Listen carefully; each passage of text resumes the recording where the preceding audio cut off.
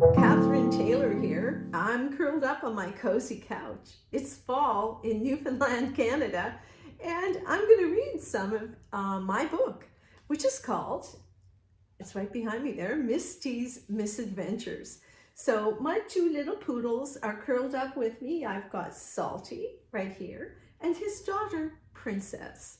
So they're very attentive, but they like my hands because they want little scratches along the way. So I will do my best to get through this uninterrupted. Here we go. Chapter 1, The Homecoming Queen. I have to pee, Mom. Oh, for God's sake, not again.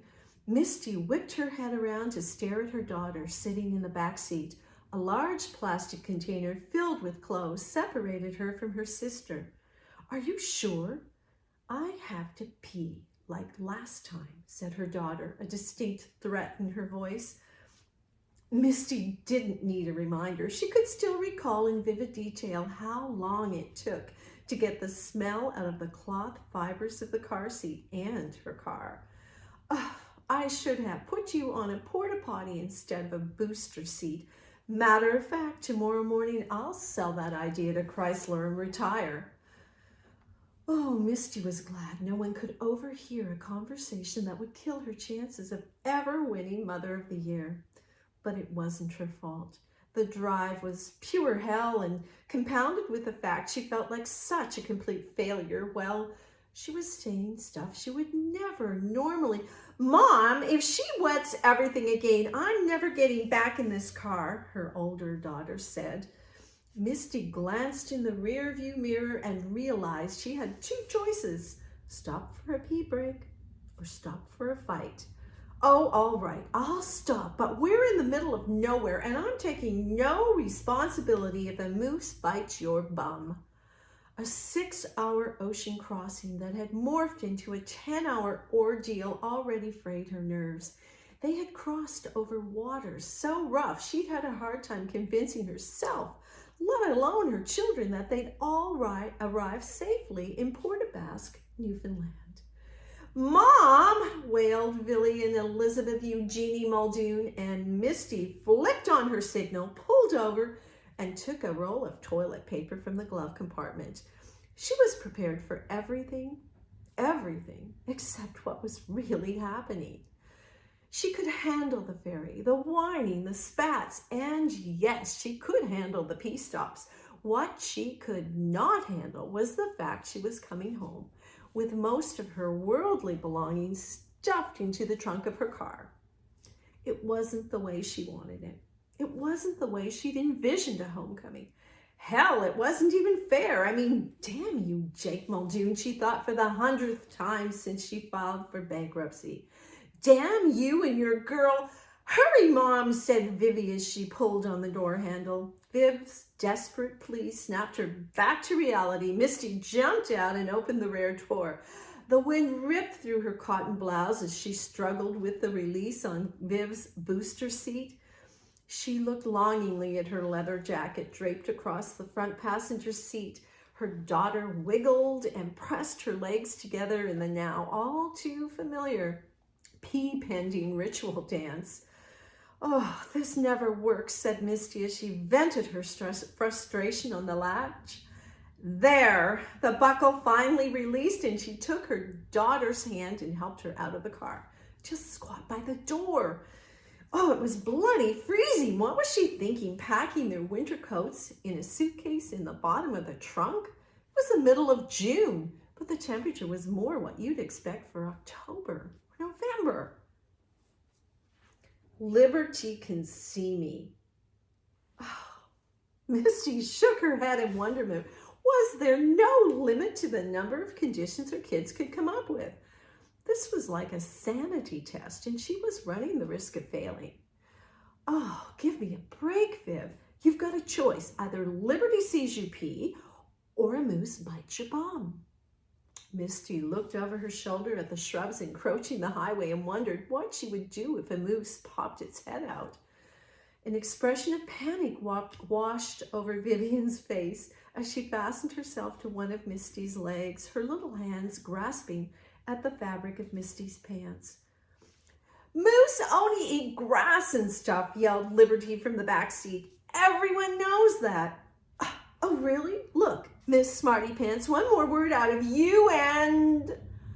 Her voice trailed off as she felt a warm trickle. Oh, Vivi, no.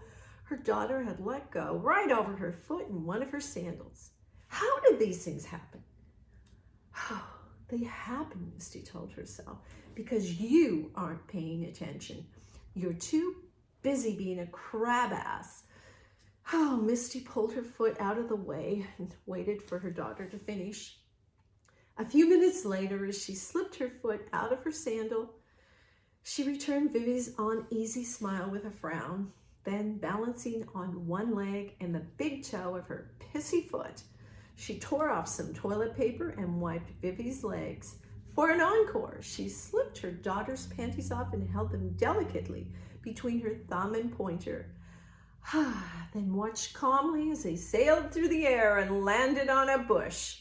Well, you're gonna have to do without them for now, Misty said, ignoring the rocks that were now biting into her unclad foot as she plopped her surprised daughter back into the car seat, all while locking her gaze on Liberty, just daring her to make another comment, just one word, that would give her the perfect opportunity to lose it. Oh, what exactly did I do to deserve this? I mean, I was a good wife, a dedicated mother, maybe a bit too busy, but I never complained. And now this? Oh, give me a nasty client. Give me a tainted product. Anything but, Misty heaved a rock at the panties and knocked them off the bush into the foliage where they couldn't flap like a sign to every mother who followed in her wake. Anything but this. She sat down with her legs hanging out the door to deal with the more immediate problem of her sandal. She finally settled on pouring the contents of her water bottle over her shoe and her foot and dried them both with toilet paper. As she leaned over to return the roll to the glove box, she glanced at herself in the rearview mirror. Her normally golden complexion was pale, and the damp air had exploded in her shoulder-length auburn hair, creating a cascade of frizzy waves. And without makeup, she actually looked younger than her 30 years, even with the fine lines knocking at the corners of her brown eyes. Still, bad hair day or not, she knew she looked a whole lot better than she felt. And that was saying something. She finally settled on, that was saying something. She tucked herself behind the wheel and slammed the door, not caring she was leaving behind a pile of toilet paper. Hey, TP is biodegradable. Anyhow, me, however, I'm just designed for catching shit with no hope of disintegration. Oh, she jacked up the heat and waited for some feeling to come back into her fingers before she pulled out, spewing rocks and gravel from her wheels. And from the silence in the back seat, she knew her daughters were suitably impressed or scared totally to death. Either way, either one worked, as long as they just buttoned up and let her stew about the mess she was in. They traveled 5 hours from Halifax to the ferry in North Sydney, lined up and waited 3 hours before boarding. And they'd sung just about every song they could think of, from Madonna to Mary Chapin Carpenter.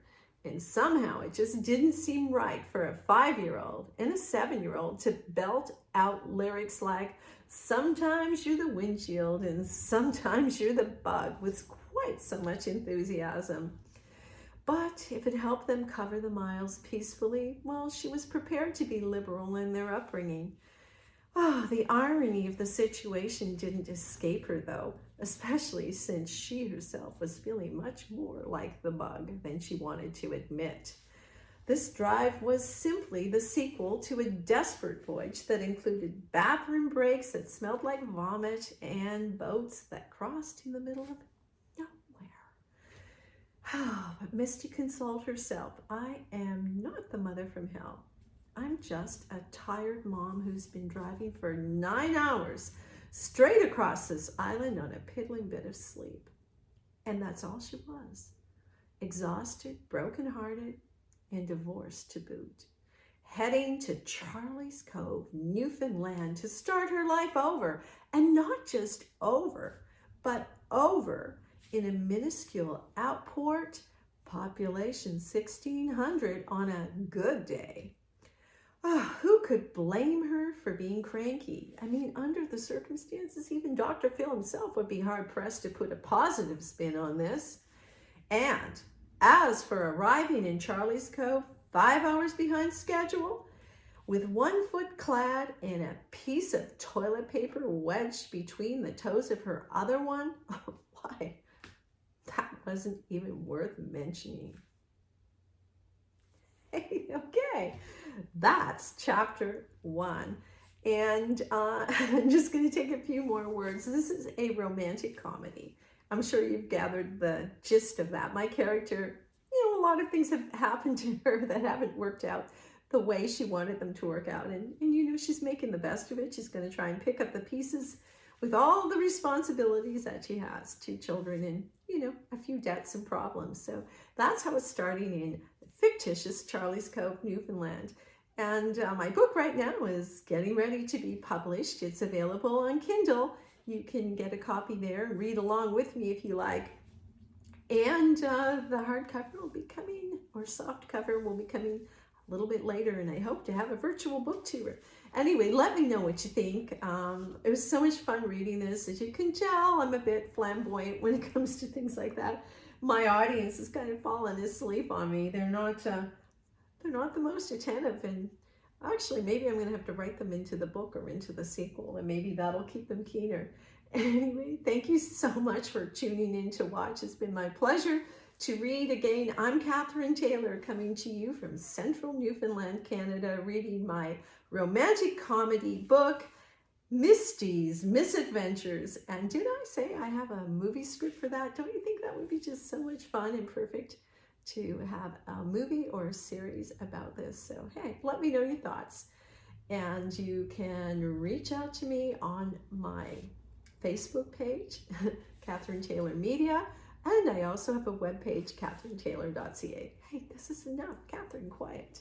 Have a great night, guys, or day, and let me know from where you are watching, and share your thoughts, and share this story if you like it. Take care. Bye.